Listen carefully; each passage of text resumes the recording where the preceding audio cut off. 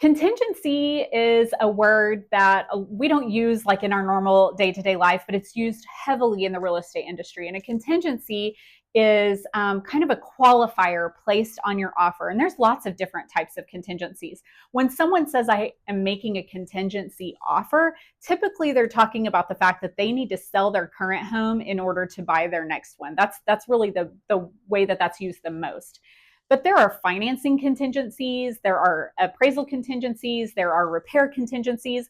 Basically, the more contingencies that a buyer has on an offer, the more steps that have to happen, and sometimes higher risk to the seller. So think about it this way. If a cash buyer comes to purchase a property and they're not going to inspect and they're not going to do an appraisal and they don't have to sell anything and they can just pay cash for the property, that's very low risk. Also very rare. That doesn't happen very often, but that would be very low risk to you as a seller, right? But if you're getting a loan, let's say you've got a lending contingency, that means that you make an offer on the property, but you can only purchase it if your lending goes through correctly. And there are some ways that we can mitigate risk with that within the terms of that contract, but that's what that type of contingency means. Again, the most common type of contingency that people are used to talking about is if they need to sell their current home in order to purchase the next one.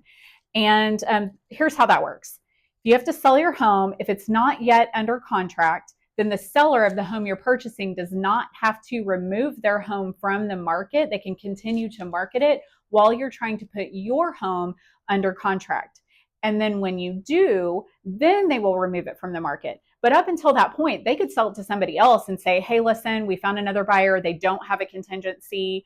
And that is a qualifier. The buyer that they kick you out for cannot have a contingency of needing to sell their house. So they can say, we're going to kick you out, and then you have to find a different house.